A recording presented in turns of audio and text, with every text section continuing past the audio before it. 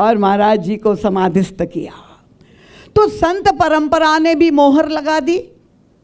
और मैं अगर नाम ना लूँ, प्रधानमंत्री, क्योंकि वो भी एक उज्जवल परंपरा, अत्यंत लोकप्रिय सम्मानीय श्री अटल बिहारी जी वाजपेयी, मुझे याद आता है वो दिन जब घोषणा की भारत सरकार ने कि महाराज श्री को पद्म अलंकरण से सम्मानित किया जाएगा, और परम पूज्य महाराज श्री स्वीकार करने के लिए प्रस्तुत नहीं थे। तब स्वयं अटल बिहारी जी का फ़ोन आया और महाराज जी से प्रार्थना की, मैं चाहूँगा कि आप इस अलंकरण को स्वीकार करिए, आपको आवश्यकता नहीं, पर यह अलंकार धन्य होगा अगर आप उसको स्वीकार करेंगे।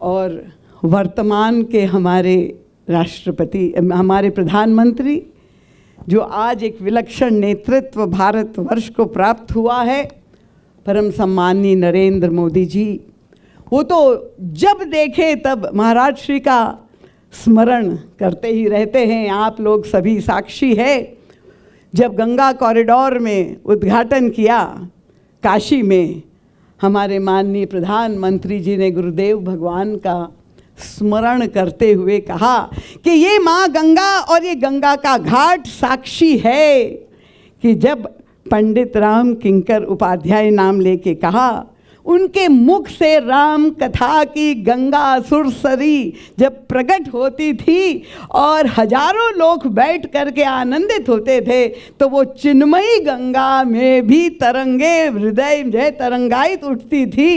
ये ऐसा अद्भुत काल था। और आप इस बात को कैसे नकार सकते हैं कि महाराज जी के शताब्दी वर्ष में उत्तर प्रदेश के यशस्वी मुख्यमंत्री योगी आदित्यनाथ जी ने बड़ी सभा में सबको संबोधित करते हुए ये बात कही कि जो कार्य गोस्वामी तुलसीदास जी महाराज की मानस ने देश के स्वतंत्रता संग्राम में काम किया, वही कार्य पंडित राम किंकर जी ने ये राम मंदिर के आंदोलन में किया। इतनी बड़ी भूमिका उनकी है। तो लीक से हटकर एक नवीन विचारधारा समाज में जो युग तुलसी के द्वारा प्रकट हुई। परम पूज्य महाराज श्री से किसी पत्रकार ने प्रश्न पूछा था। देखिए, क्योंकि हम लोग इस 21वीं सदी में बैठे हुए हैं, महाराज श्री क्या आज राम राज्य संभव है? परम पूज्य महाराज श्री के उत्तर अद्भुत होते थे। महाराज श्री ने कहा अवश्य संभव है, क्योंकि अध्यात्म से जुड़ा हुआ व्यक्ति सकारात्मक होता है। महाराज श्री ने कहा, जैसे हमारे पूर्व वक्ताओं ने कहा कि राज्य का प्रारंभ का श्री गणेश सबसे पहले व्यक्ति के हृदय से होगा। व्यक्ति के स्तर पर साधक के हृदय में राम राज्य की स्थापना ये प्रथम सोपान है। उसके बाद घर परिवार में। हम सीधे राष्ट्र के स्तर पर नहीं बात करेंगे। परम पूज्य महाराज जी के समाधान कितने प्रैक्टिकल होते थे। व्यक्ति और घर परिवार, क्योंकि समाज की एक इकाई है, तो प्रारंभ वहाँ से होगा। और ये भावना जैसी विकसित होगी, तब हम कल्पना कर सकते हैं कि समाज में भी राम राज्य हो और फिर राष्ट्र में भी राम राज्य हो, और वैश्विक स्तर पे भी हम मंगल कामना करते हैं, जैसे हमारे पूर्व वक्ताओं ने। मुझे अपनी बात अभी याद आ गई। विश्व धर्म संसद में मुझे जब निमंत्रित किया गया था, तो वहाँ बहुत सारे वक्ता पत्रकार पूरे विश्व से आए हुए थे, और उन्हें पता चला कि मैं अयोध्या से आई हुई हूँ।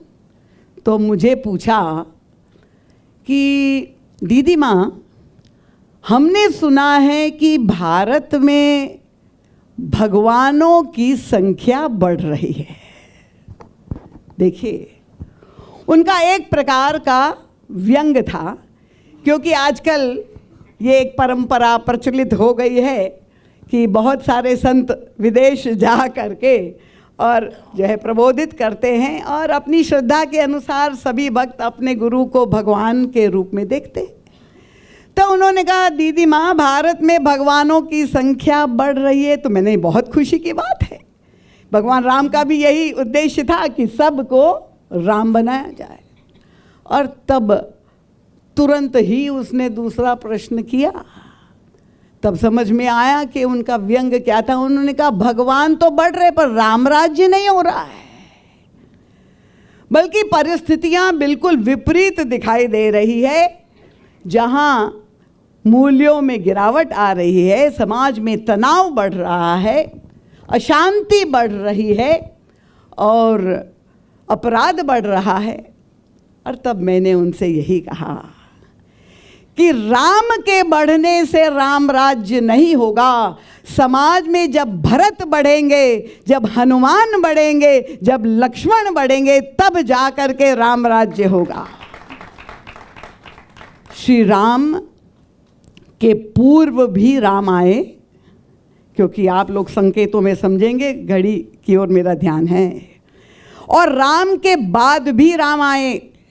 कृपया उसको अन्यथा मत अर्थ लीजिएगा, क्योंकि पत्रकार महोदय, मीडिया के लोग जहाँ बैठे हुए हैं, अकेले, क्योंकि भगवान राम के साथ जुड़ा हुआ शब्द है, अकेले भगवान राम के द्वारा राम राज्य की स्थापना नहीं हो सकती है। क्योंकि वे ही भगवान राम जब द्वापर में भगवान श्री कृष्ण के रूप में आए, वे राजा बने, पर कृष्ण राज्य, राम राज्य जैसा आदर्श राज्य नहीं बना पाए।